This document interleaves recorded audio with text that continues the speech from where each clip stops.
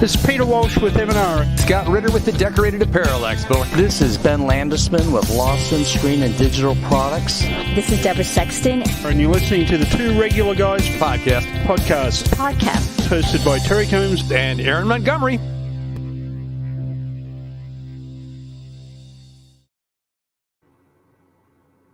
All right. Welcome to the show. It is Friday, October 30th, 2020.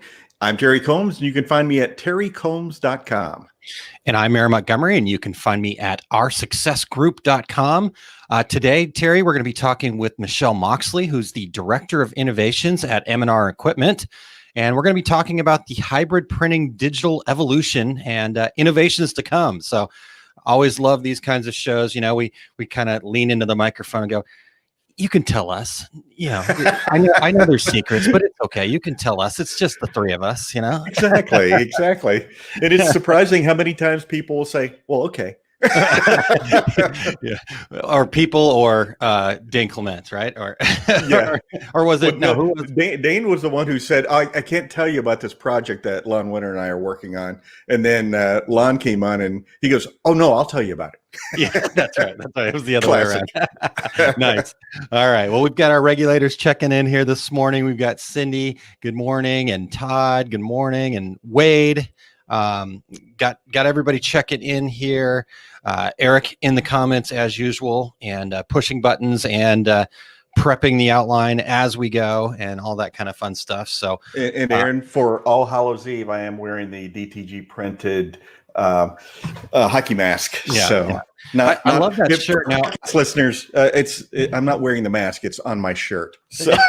yeah, it's on the shirt. Yes, and I did enjoy my mock-up of that shirt, if you remember that, because I was born Friday the 13th. Remember, I put my face on that shirt while you were wearing it. I do remember that. I think it might be in one of our intro slides, as I recall. Could be. So yes, good shirt there. Let's see. Dot Tone Dan. Pop, I'm in. He's here and present and accounted for. Michael and Joe and Gusta and Lamoris and all the regulators. So thank you guys so much for being here. We're excited. If you guys have questions for Michelle, we'll try to get those in front of her too. And great day. Day before Halloween. So good stuff happening. Hopefully everybody has their candy slides built or individually bagged candy. I'm not real sure. You know, we'll see. I've got a 9-year-old at home, so we're still trying to figure out how this thing works. But we'll figure it out. Yeah. You know, kids will have plenty of candy one way or another. So I've been going online trying to figure out, are we having it here? Or are we not having it here? So I bought lots of candy and Ziploc bags, just like you're saying, Aaron. And I'm going to bag up candy. And so for the next year, if we're doing the show and I'm opening a Ziploc bag and pulling out a little Snickers bar, then you'll know I didn't have any trick-or-treaters. Yeah, exactly. All right. Well, you can just, stand behind your fence and throw the candy or something. So, yeah, I'd be curious to hear what the regulators are doing for Halloween this year, and candy cannon ready, Carolyn says. And then Cindy says, are you kidding? I do not share my candy. So there you go. Awesome. All right. Well, dipped into mine. So yeah, totally. Okay, Terry, let's hit a couple news items here, and then the dad joke, which is what we're all here for, really. And then no, what we're really here for is to talk to Michelle. So let's get to that. But quick news item. Thanks for the NBM show breakaway session continues with session number 6, Decorated Apparel Day on Wednesday, November 18th. This is a free online educational session, and it's for decorators, print shops, and anyone interested in adding decorated apparel to their product mix.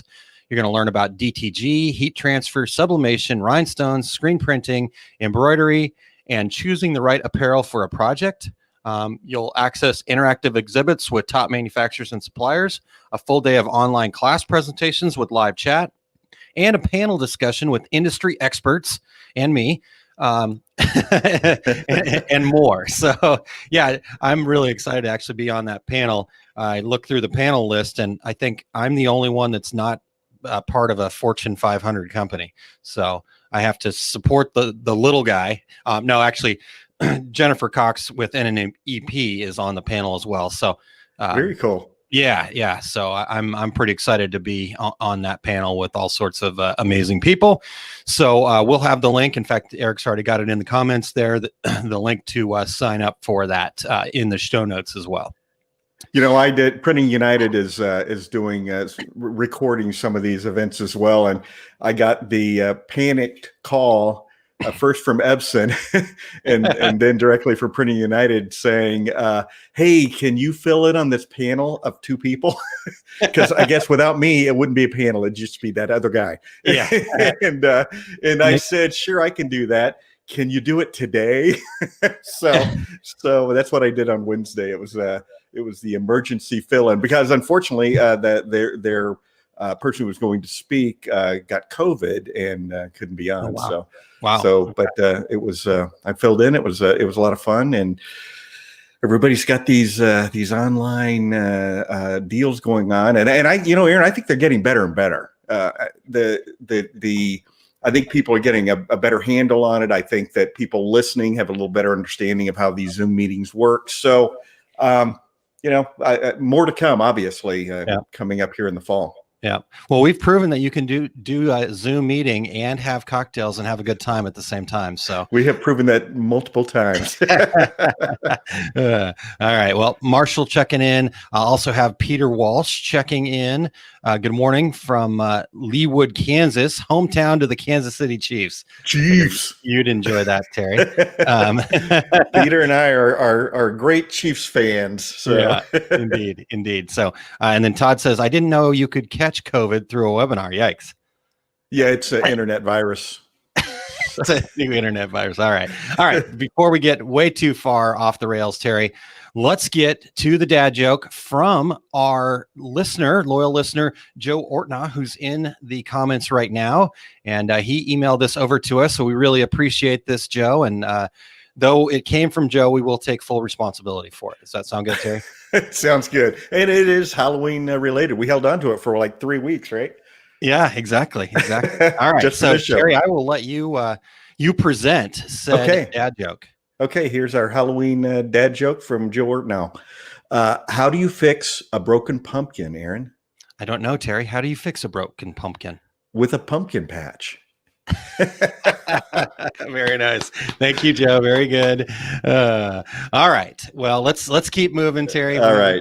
Get to Michelle here quickly. All right. Very good. Hey, Aaron, before we dive in, we want to thank everyone for checking out the Two Regular Guys podcast. If you are listening to the show or listening to the podcast version, we would appreciate you sharing with your friends and become a regulator too. Plus, we would love and appreciate you to giving us a review on Apple Podcasts, Spotify, iHeartRadio, Stitcher, or wherever you're out there listening to the show. We are always looking for new guests, and if you or anyone you know would like to join us, go to calendly.com/2, that's the number 2, regular guys, with your show ideas. And if you are watching us live right now, join in with your comments and questions. Reach out to your industry friends right now and have them join us too. Absolutely. And looking forward to having everybody join us right away. So yeah, like Terry said, just start sharing the program right now with everybody. Go right do now. That. And also listen in from a quick word from our sponsor, Impressions Expo. What is Impressions Expo? Impressions Expo, formerly known as ISS, is the premier trade show dedicated to the imprinted and decorated apparel industry. They have 5 shows that are produced annually in each region of the United States, including Long Beach, California, Atlantic City, New Jersey, Orlando, Florida, Baton Rouge, Louisiana, and cap off the year at Fort Worth, Texas. Each of those 5 annual shows also feature over 30 seminars and hands-on workshops in categories such as screen printing, embroidery, digitizing, digital decorating, and much, much more. Visit impressionsexpo.com for more details, and while there, use the promo code REGULARGUYSIE for a free expo pass. Again, make sure you visit impressionsexpo.com to get more details, and the Two Regular Guys look forward to seeing you there.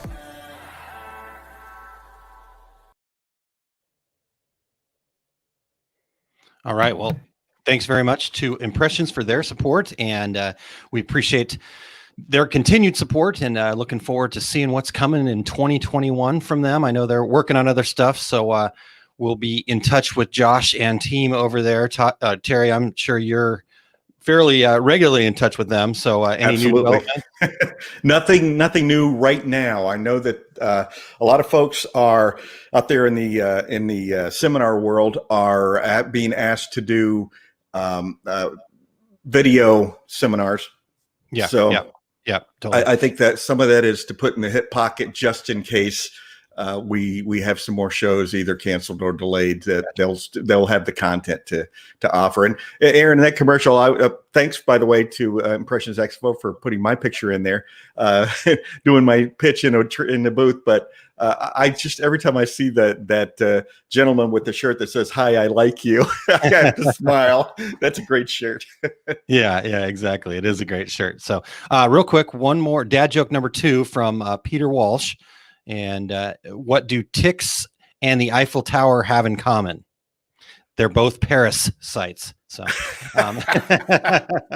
all right, well, Terry. Well, let's get to our guest here. We've got a lot of questions to ask about what's going on in the hybrid printing world, and this is the person to ask. So I'm excited. All right. Well, Michelle Moxley is a career research, development, and innovation expert with a demonstrated history of working in the apparel and fashion industry. Skilled in screen printing, special effects printing, separation, graphics, pre-press, digital printing, and textiles. 24 years print industry experience with a BFA focused in media arts, 2D and 3D animation. Creative artist and printer, always on the cutting edge in the garment decoration world of technology, ink, printing, equipment, and art, with previous employment at Gildan, Virus, and some top production companies. She is currently Director of Innovation at M&R Equipment in Roselle, Illinois. Welcome to the show, Michelle. Hi, thank you. Absolutely. I like the dad jokes. Yeah. Peter has tons of them. Peter seems like a guy that would have tons of them. So, yeah. But it's better when he does it because of his Australian accent. It is. We're going to have to just have Peter read the dad jokes from now on. All right. Good job for him. Indeed. All right, Michelle, we got a lot to cover here because there's so much happening right now in the world of hybrid printing. And so let's dive right in there. Current developments. So it kind of give us the picture of where we're at today. So one of the really interesting things is that the digital squeegee itself hasn't changed very much in the past 3 years, but what's changing is the things that are around it. So the application, the specialty products that you can print on. I haven't met anything that I can't hybrid print. Everything that I could screen print, I can hybrid print. So it's been really fun exploring all of that. And then the ink technologies that go with it from screen printing companies are really adapting and evolving rapidly now. So we've just kind of done a bunch of videos around plastisol. So there is a plastisol product that works with hybrid.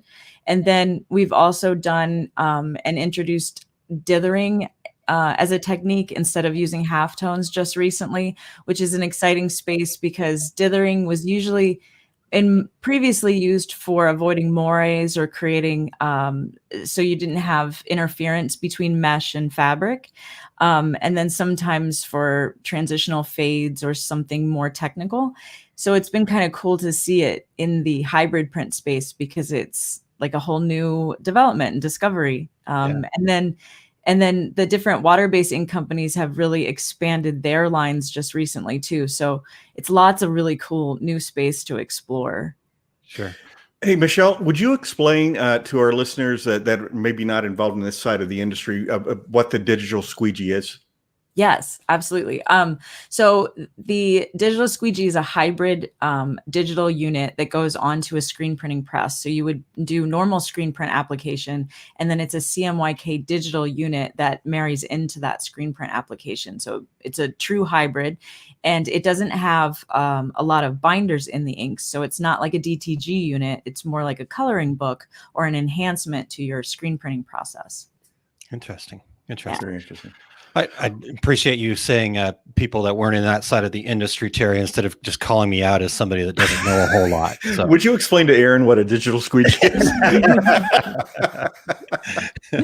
Does that make sense? Totally. Yeah, absolutely, yeah. absolutely. And I like actually explaining it to people that come from different parts of our industry, because there's an assumption to it because it's digital that it's like DTG, but it's not. It's kind of its own thing. And I think of it more of an enhancement to screen printing. It's another tool in my toolbox, and it gives me all these new specialty kind of abilities. So, yeah. Awesome. Well, anybody, Michelle, that's been to a major trade show before COVID has seen some type of hybrid screen digital printing technology. So talk to us about how this technology is marketed up to this point, and how has the market accepted this technology? So initially, I think the market was afraid because they looked at it as another DTG unit, and they said that's going to be one of those screen print killers, or I don't know how to use that. That's different technology than what I'm used to. I have to have some kind of special education to be able to do it. And then over the course of the last 3 years, we've really focused on showing people that this is an expansion to your capability. It's not foreign. It's not extremely challenging. In fact, yesterday we took pictures of my son dressed for Halloween as a chicken, and he was using the digital squeegee. So we can train a chicken to do it. Anybody can do it. I love it. Was it just that he was dressed as a chicken, or it was Halloween? It's a great tool, and it doesn't have to be something to be afraid of. It's definitely something new, so that always causes a little bit of fear. But once the industry started getting used to it and seeing all the application and seeing all of the companies using it, and we have over 35 units in the United States right now, and it's growing every day, that people are really relying on it for their businesses, and the customers are drawn to it because of the quality and the speed and efficiencies for the run sizes that they have to do today. Now, in terms of marketing the digital squeegee, we just finished up the second annual HUG conference, which is a hybrid users group. We call it the HUG. That was another Peter Walsh invention. And we had a virtual HUG this year because of COVID, which was really nice because everybody got together, and we had some different presentations surrounding marketing and how to market the digital squeegee to your customers and how to really explore the space, because the space is really just getting tapped. There's a lot of efficiencies that we can talk about, but there's also just a lot of things that hybrid can do that can expand your screen print capability, like variable data.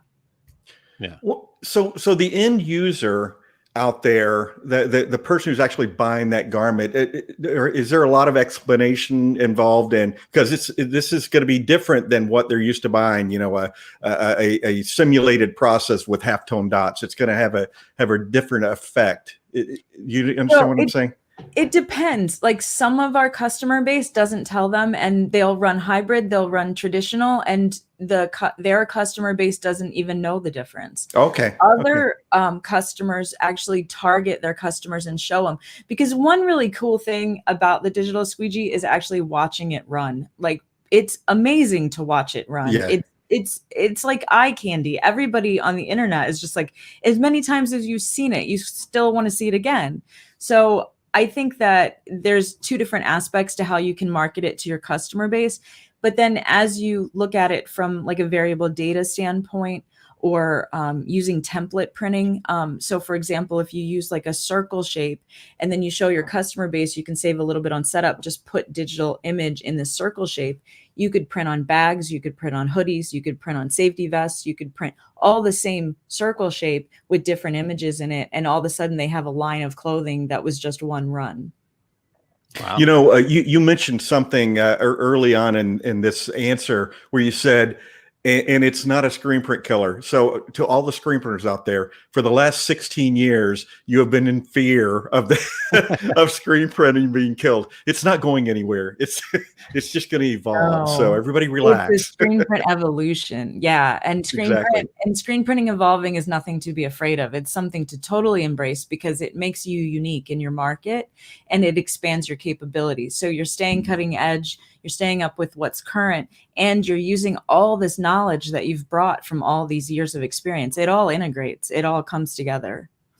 You know, and I don't know if people picked up on what you said about being able to use plastisol with this technology now. I remember you sending me an email a couple of months ago about that, and I was really amazed. That's quite an innovation. Yeah, it is. It's quite exciting. And we just started kind of exploring that space, and we're growing every day. There's, hurdles as we go into it that are normal. But so far, it's like you can do low cure inks. You can use special effects against it that are plastisol. You can print on specialty products. So yeah, it's a really exciting space outside of water-based. I'm a water-based printer. These are water-based. I love water-based. There is one plastisol, the Pilsner label. I like them both. I've actually gotten back into plastisol. It's been about 12 years. So it's been kind of exciting for me. It's like you fall back in love with some of the old stories, Yeah, exactly. Well, and one of the drawbacks to digital has always been, but I can't do special effects. I can't add a puff. I can't add a gel, and this takes care of that. Yes. And that was my experience of digital. I think I tried it out about 10 years ago. I did some augmented reality shirts. I got to animate on shirts, which was really exciting, but there was no special effects. And I was like, all right, guys, I'll see you later. I'll be back. And when hybrid came up, it was like, oh, there it is. And I just ran straight towards it. Yeah. Yeah, that's awesome. That's cool. Hey, Michelle, before we get kind of forward here, one of our regulators asked if you could kind of share a little bit about your background. I realize as we're kind of chatting here and you're talking about, coming back to it and all this other stuff, tell us where you started and where you ended up here with M&R. How did that evolve for you? I started in like a small mom and pop shop in the East Coast where I grew up when I was at college. Well, I was in high school. I did some screen printing, and then I did that in college while I was getting an animation degree. And then after I graduated, I moved to the West Coast and worked for Latitudes, which is now Tegra. And that was a experience working with Nike. And I did Jordan development for about 15 years. And I'm a special effects printer. So like I met them and it was like a perfect match for me. Yeah. And then I worked for New Buffalo Shirt Factory. And then they became Gildan, and I ran R&D development in that factory. And I ran a Honduras factory for about 6 years. And while that was happening, I didn't want to travel there anymore. And so they tried to find me a home base, and Rich Hoffman offered me an office here. So I had an office inside of M&R while I was working in that factory in Honduras. I ran most of it through like data and analytics. And then Danny Sweem was hired as CEO, and he offered me a job the beginning of last year. Awesome. And so that's how. There you go. Yeah. That sounds like an amazing journey that you've been on. Yeah, it has been. It's been wonderful. I have lots of great friends in this industry, and I've learned lots, and I have this way of finding out who's the best and weaseling my way into working for them. I love it. Perfect. All right. Well, okay. So let's start looking forward here a bit. Let's talk a little bit about just the near future.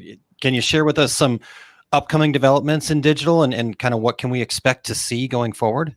Yes. So we do have some standalone DTG, the Maverick right now that does 80 to 100 pieces per hour. And we're doing color management development in that space, focusing in on the user experience. I really want to improve how the user finds color in the digital space.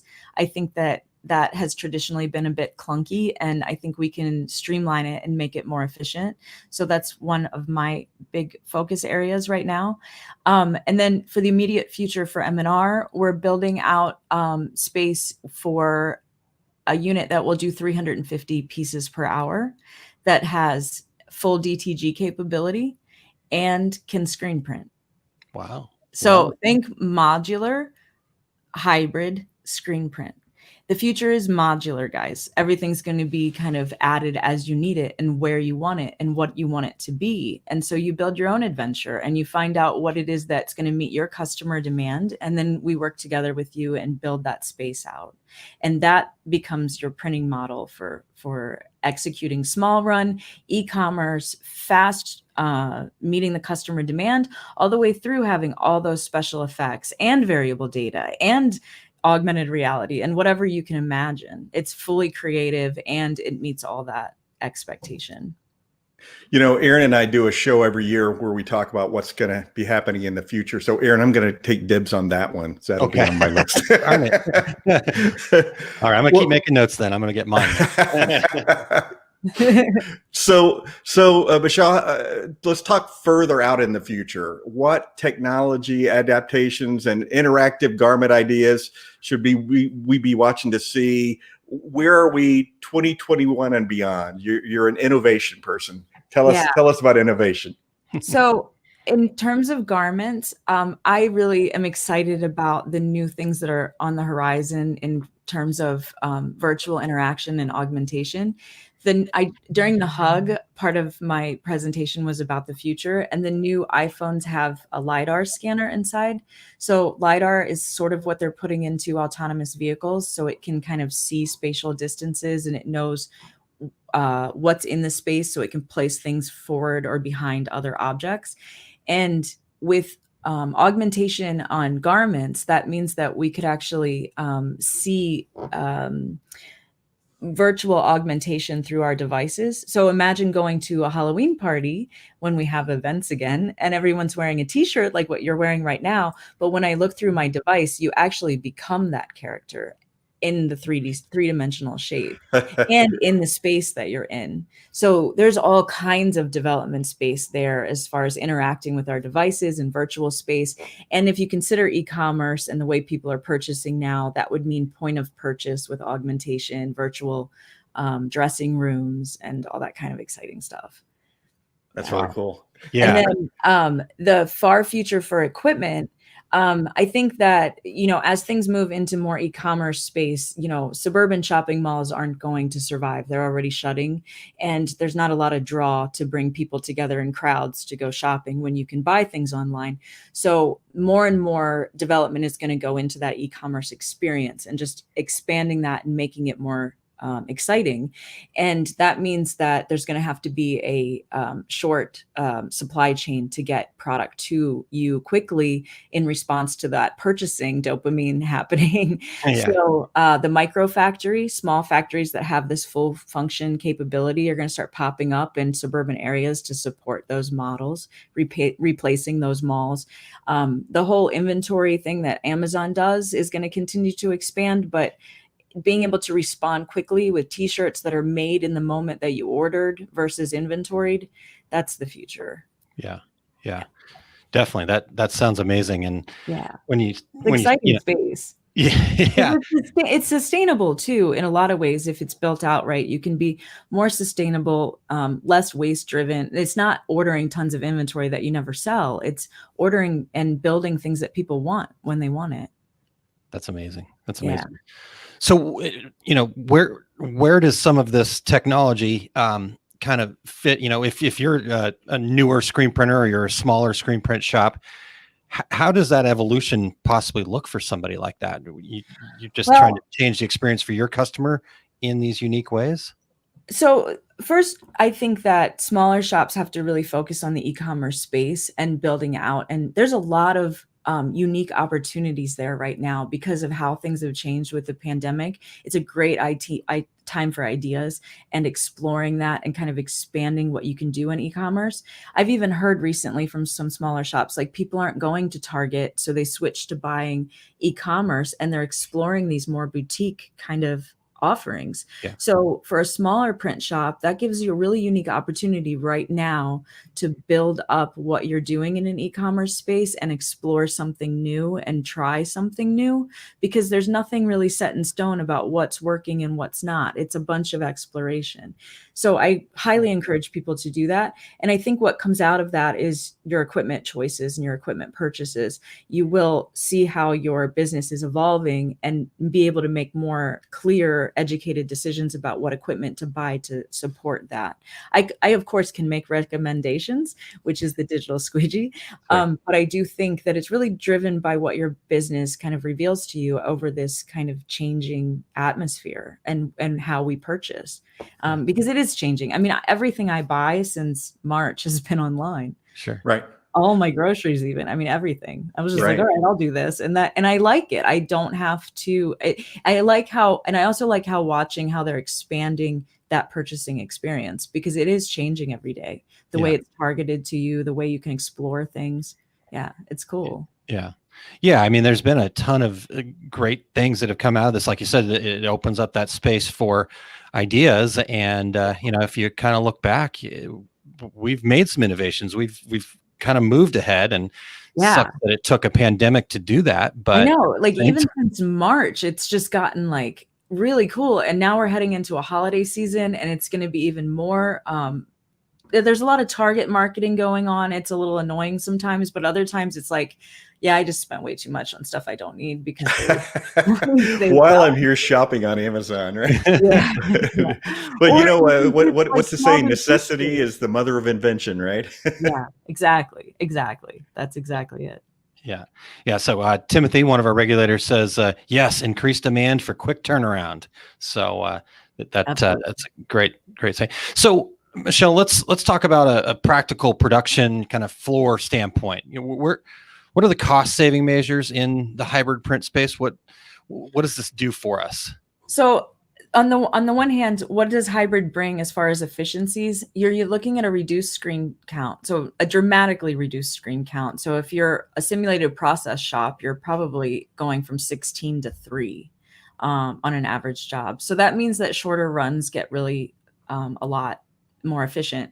But it's not only that, because if you think about a 16 color simulated process job that you have to set up with screens, squeegees, angles, walking it, making sure the colors are right, the translation time of getting everything dialed.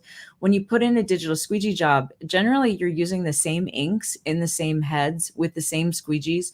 And all you're doing is just pulling out the screen, putting in a new one. Everything else, all that hardware goes right back in, because it's essentially the same process over and over again, unless you're doing specialty printing on the DS. So your setup times as you dial your process exceed what you anticipate. It's my observation. So if you say, okay, I used to spend 10 minutes per screen on this simulated process, so I anticipate spending 10 minutes per screen on this digital squeegee process. It's not. It's like 5, because you're using the same hardwares and the same application each time.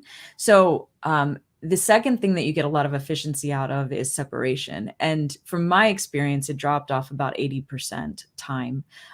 It took a while to get to that point, but I'm not doing color separation. And when I do want to do specific color separation in the hybrid space, I can be a lot more lazy about it, because there's a full raster, like continuous tone image supporting those choices.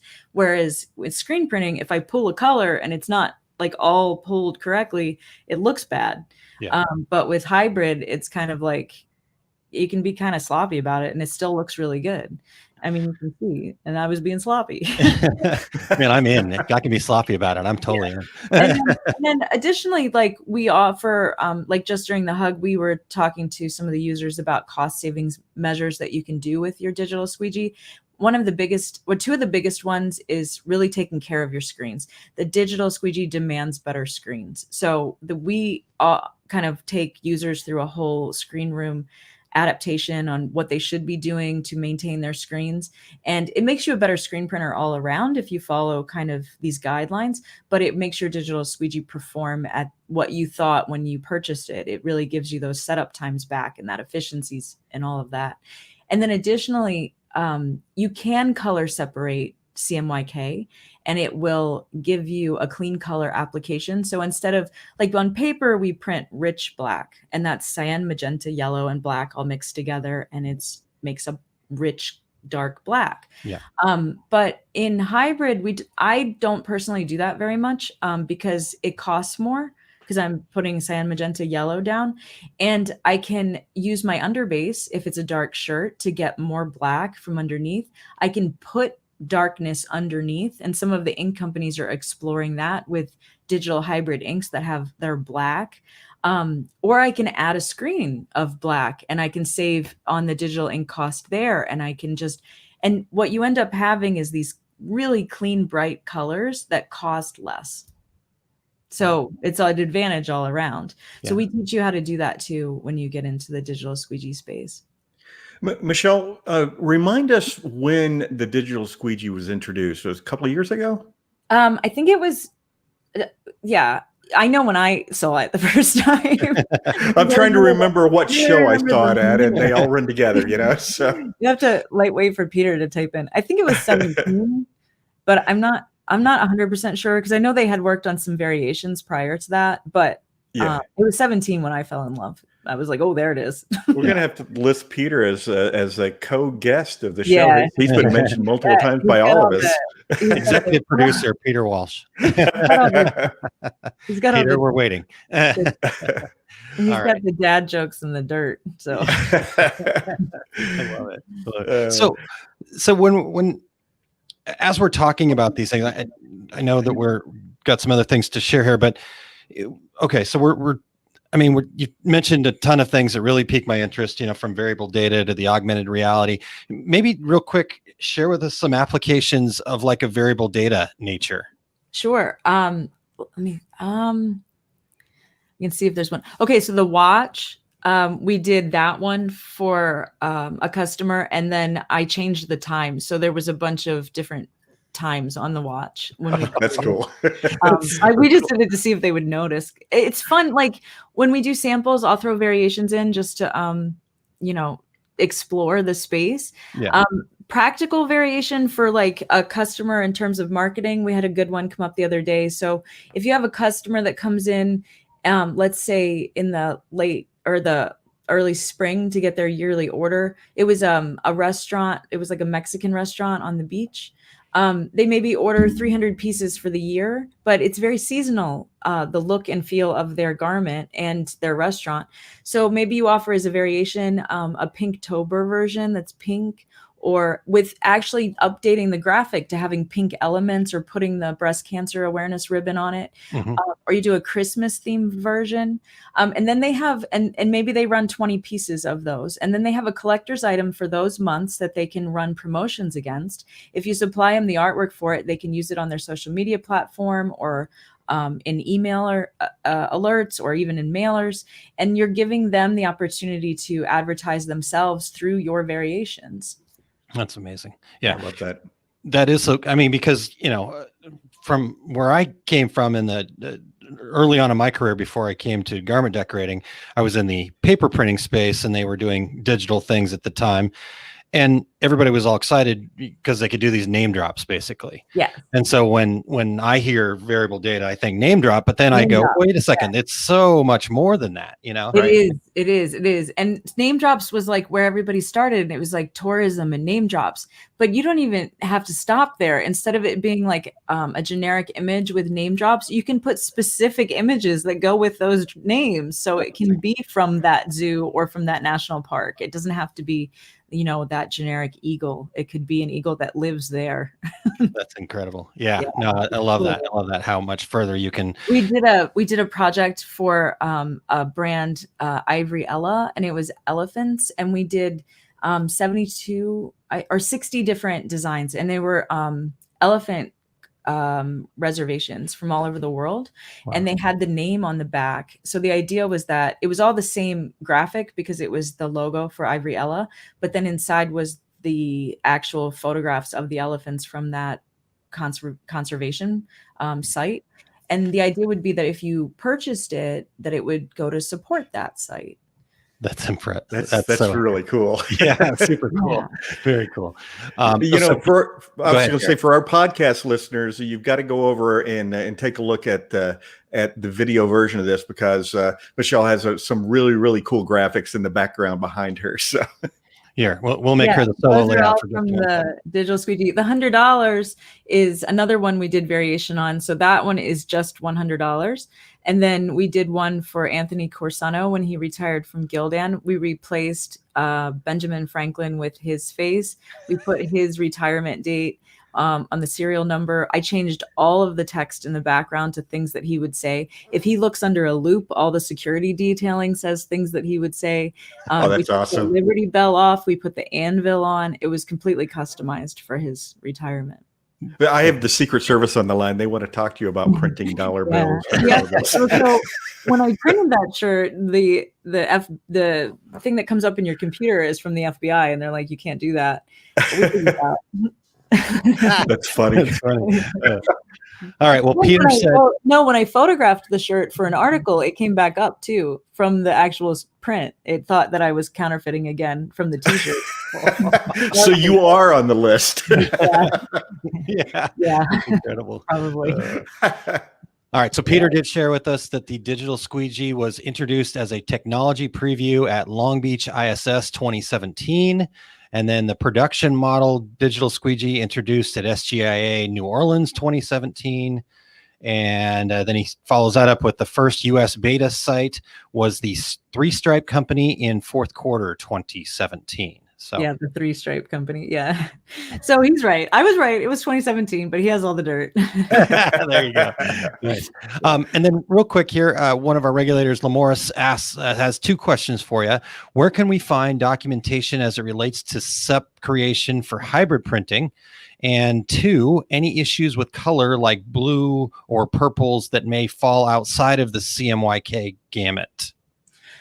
So for the first question, when you purchase a digital squeegee, we've built a really cool support team that actually helps you learn separation and things like that.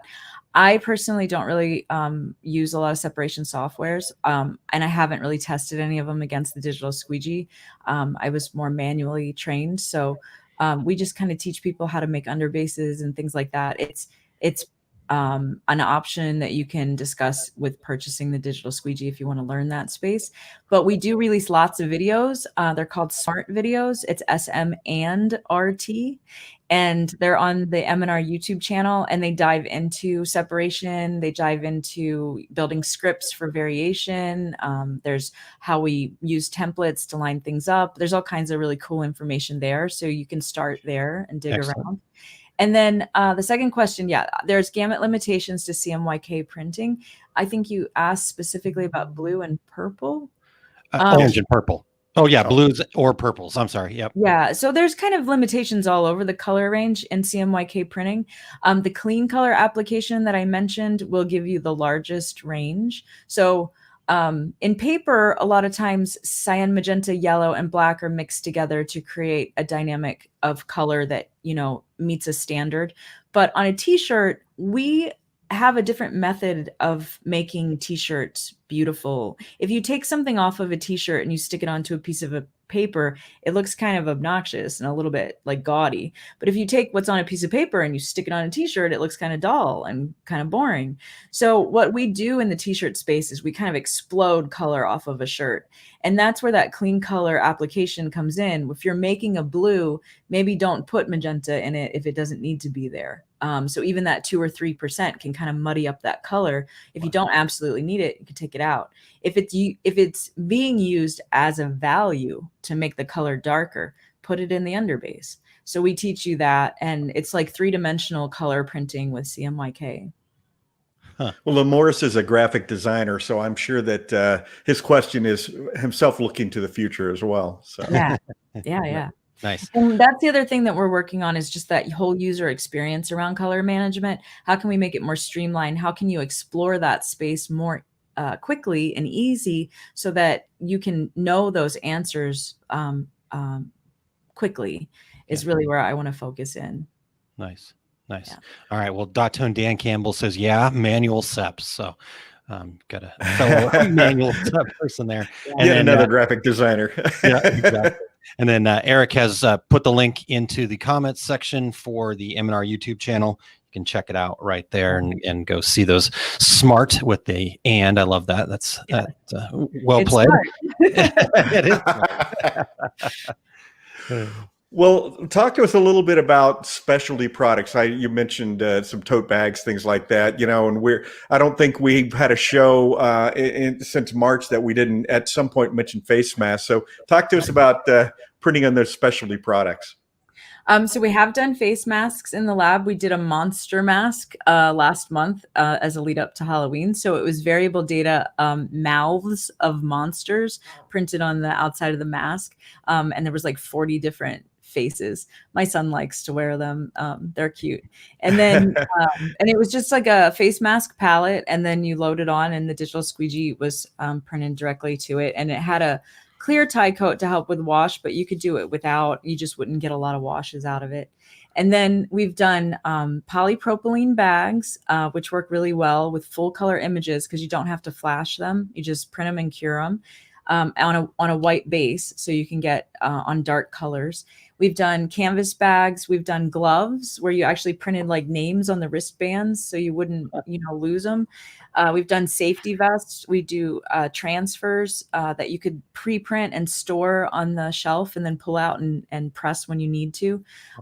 We've done, what else have we done? We've printed coasters. I'm pretty much like anything I can put under there. I'm going to try. Last week we printed tortillas. Nice. Can't eat them, but they printed beautiful. It looked amazing. We were just like, whoa.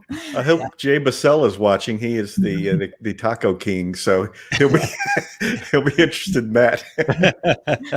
There's going to be a video on the M&R Facebook probably soon. It is on my Instagram already of the tortillas printing, but yeah, it was a good time. I love it. Awesome. And I'm going to need some gloves printed with just left and right so I can we were talking about doing that and at first, and then I was like, oh, we should do names because then you would be able to keep it. But I was like, man, left and right, that would work. But my son is dyslexic, and I was like, I should do that because he does get those confused. I do it all the time too. It's like, they don't fit. Okay, hold on. My grandson up in Washington State, his preschool is Forest Preschool. So, and they've all got the gloves and the coats, and I'm just picturing, wouldn't that be perfect to have their names on all that stuff? Because they're all digging around, sorting through their stuff, and because you have to be geared up. Because I think basically all they do is jump in puddles. But yeah, well, take an opportunity when you have it. Sounds like a good time. Oh man.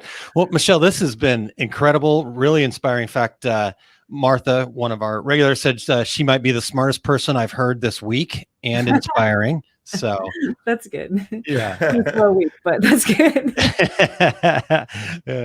So where can people find you, listeners, find you, M&R? You mentioned your Instagram page. Give us the whole scoop of where everybody can connect with you at. So my Instagram page is Notorious RANDD. So Notorious RND. And I recommend following that one if you're interested in the digital squeegee, because that's where most everything comes out first. And then we have the M&R Facebook group. You can always friend me on Facebook. I'm happy to accept. Some things get posted through my personal, but most of it is the M&R Facebook group. And then M&R has a Instagram and YouTube channel. The smart videos are on the YouTube channel. And then, and then you can reach me at M&R. It's just my first and last name, Michelle.Moxley at mrprint.com. Wonderful. Awesome. Yeah. Well, thank you so much Look at him. He's all Peter's giving it out already. So I love it. Yeah. Michelle, thank you so much for your time today. This has been great. What a learning experience for us. And we appreciate you sharing, and we appreciate all the things you're doing to drive our industry forward. So keep up the good work. Thanks. Thanks, you guys. It was a good time. It's been a lot of fun. Thanks. All right. Cool, Terry. That was super cool. It was super cool, and I feel a lot smarter now too. So me too. Just incredible. Like I said, when she first mentioned variable data, again, my brain just can't get over that whole name drop thing. But then as she started talking about the other thing, with the marketing guy deep down in my heart, I can just think of all of the promotional stuff that you could do. It's oh my God, that would be so cool. just the whole concept of doing the watch and every shirt has a different time. How clever is that? Yeah. I mean, it just some of the cool, amazing things you could do. And she talked about, implementing that or matching that up with things that are happening in our world today in the e-commerce and augmented reality. And, I can just see some of the activations that they call it of these experiences happening, and then the memorabilia of that experience happening after the fact through a t-shirt or something along those lines. So yeah, really great stuff. I appreciate Michelle's time today, and definitely check out all the cool stuff they got happening over there at M&R. Terry, this is the last week for Reggie nominations. It is, Aaron. The nominations close on next Thursday on November 5th at 5 p.m. Central Time, the center of the universe, Central Time. And speaking of that, by the way, everybody remember to, let's see, spring forward, fall back. Set your clocks back, everybody, but me and Lamorris, because we both live in Arizona. So yeah, we're going to get an extra hour of sleep, Terry, that you won't. So right. It'll just be confusing on everyone's part. But I called you this time yesterday. No, but Aaron, you want me to shoot through the list? Yeah, let's do that. Let's just real quick hit the list of Reggie's. Eric's got the where you go and nominate below the tworegularguys.com/Reggie's, and get over there before Thursday at 5 p.m. Central, center of the universe time, Central Time, and get your nominations in. Before you present the what the categories are, before you share that, Terry, just real quick, another reminder that this year we're encouraging people to fill out every single category and do your very best to get something in. Take a little time, go out and do some research, look it up, and don't just show up for the company or the people that you want to support, but also show up for the industry. Do a little bit more. And so we've made every field a required field. Now, just for the insiders here, if you do run up against a category that you just can't come up with somebody, just put NA and we'll allow that. But if you just put in one category and the rest of them are NA, then we're going to kick that one out of there. So all right, Terry. So what are the categories this year? The categories are no hanging chads and get your vote in early. Right. All right. The categories are best new product. Next is best sales or customer service representative. Next is company that provides the best customer service. The best industry educator. Best online educational content. Most influential up-and-comer in the industry, and that is someone 40 or younger that is growing in the industry. Best guest on the Two Regular Guys podcast, and I think Peter Walsh would be up for this since he has been mentioned 12 times during this show. He's just an executive producer. Now, Michelle, obviously, is right there. Women in Garment Decorating Award. Another one that Michelle would certainly apply or be open for. Most inspirational, encouraging decorators community member, and I really like that category. Somebody that's out there helping out, answering those questions.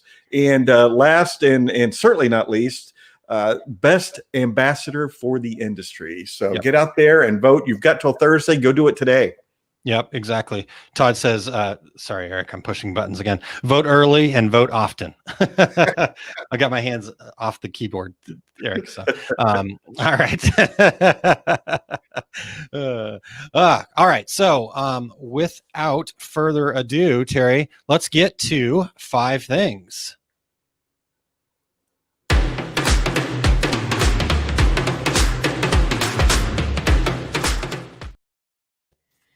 Okay, so for 5 things today, Terry, we need the regulators to submit their 5 things. So if you want to send those to info@tworegularguys.com, or you can hit us up on Facebook, Instagram, wherever, just reach out to us, send us your 5 things. So today, Eric was kind enough to put together on the fly for us 5 reasons you should submit 5 things. I love it.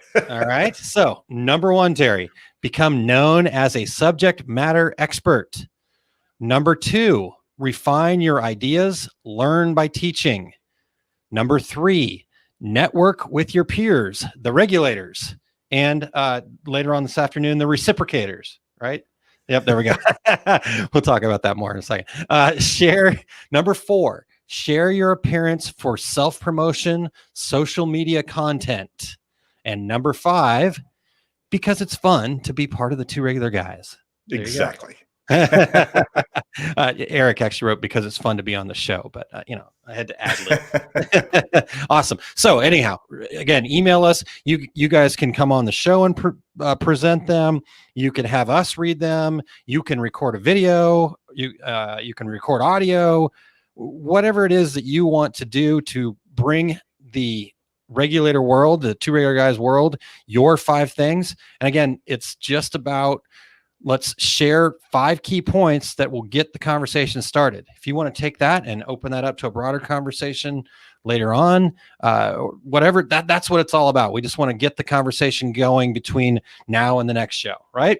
Yeah, Aaron, and in the past, we've had 5 things that have later on turned into an entire hour-long show. So correct. There's that opportunity as well. Absolutely. That's a great point, Terry.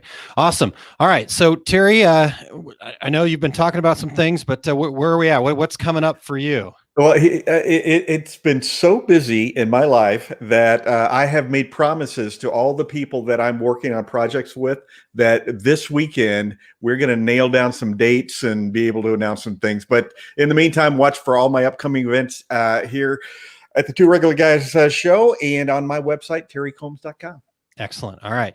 Are you sure there's nothing we can, it's just between us, Terry. Nobody else. You can't sucker me in on that one.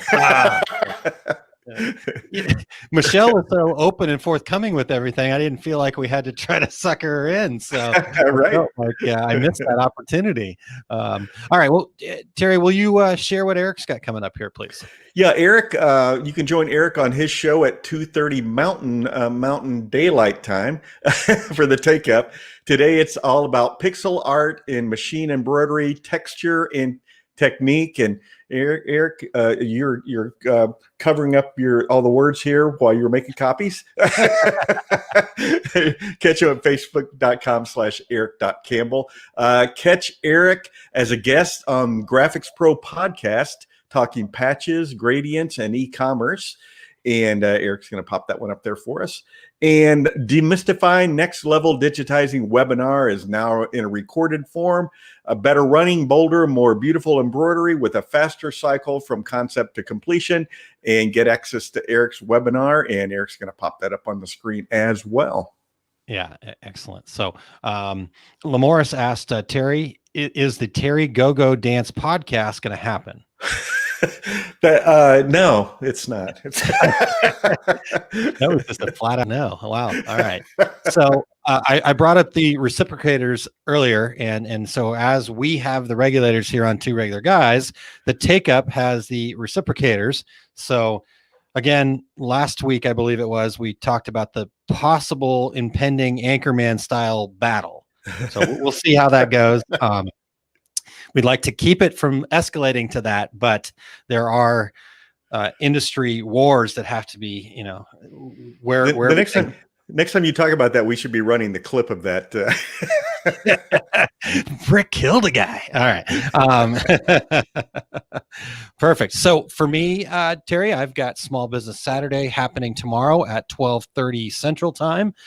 This is going to be the 3rd week of our 10-week program, where I'm going through the Success Principles, a book by Jack Canfield that I'm a trainer, nearly a certified trainer. I actually am almost through. I've got a couple modules left, and then I have to take the test and submit an essay. So I'm trying to practice up here before the big test.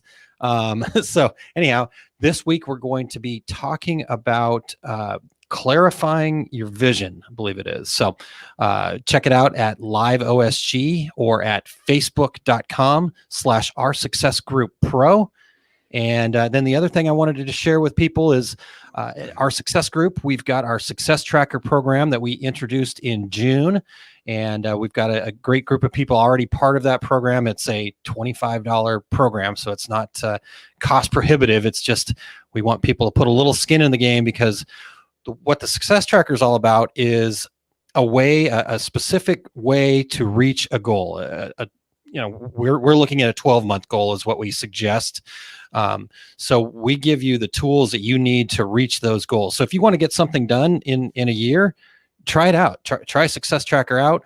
I wanted to share a quick quote from one of our Success Tracker members, Tina Means with Wagon Wheel Printing.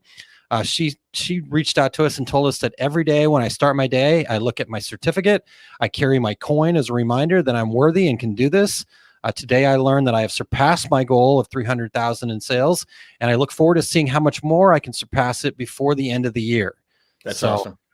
It's just one of those things where if you don't put it out there, you don't reach for something, you are going to not get it. So if you do put it out there, you do reach for something, you do have a systematic way to get there, you will be so surprised at what it is that you can accomplish in a much shorter amount of time than you actually thought. So we've already got people reaching milestones along the way, and we only introduced this in June. So I can't wait to see where everybody gets as the year progresses here. So you can check that out over at oursuccessgroup.com/ST. Success Tracker is what that stands for. So, all right, Terry. Well, perfectly timed show today. Look at us. Amazing. We've come to the close of another show.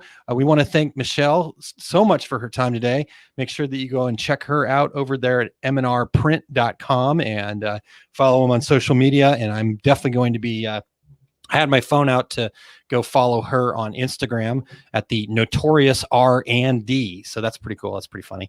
I like that too. But thanks very much to Michelle again for her time today and all the great information about the future of printing. Absolutely. And we also want to thank our awesome show producer, Eric Campbell, who helps us make this thing happen every week. You can find him at ericcampbell.com. Excellent. Yes, definitely check him out. And thanks again, Eric, for all that you do and putting up with me pushing the buttons when I'm not supposed to. But Terry, next week, we're going to be announcing the nominees. So we'll be reading through everybody that's been nominated, and then we'll be announcing who's actually going to be up for the voting. And shortly after that show, the voting will open. And so we're looking forward to sharing all that next week. I'm also working on a special guest to join us beforehand. I still haven't got 100% confirmation yet, so I won't announce who he is, but he's got a book called Motivate the Unmotivated. So pretty cool guy, and he speaks a lot of the same language that I like to speak. So I'm hoping we can make the schedule work out to have him join us at the start of the show. Just to kind of give us a little, let's get motivated, let's get pumped up. And so that before we announce those Reggie winners, and we'll be rolling the dice on pronouncing a lot of last names that I got to figure out how to set it up in such a way that I get the easy ones, and you got to order that in the right way. Yeah, why are you doing 1, 4, 7? Exactly. Oh shoot, you're already onto my tricks, and this is not good. All right. Well, we'll look forward to that. Everybody get out there and get those nominations done. Until then, I'm Terry Combs. He's Aaron Montgomery. And we are the Two Regular Guys. Thank you for listening to Two Regular Guys. Check out our website at tworegularguys.com. That's the number 2, regularguys.com. You can also interact with us over at our Facebook page, facebook.com/tworegularguys, or send us a tweet, twitter.com/tworegularguys. And we have a YouTube page. You can find all that from our website, tworegularguys.com. Thanks for tuning in, and we look forward to spending some time with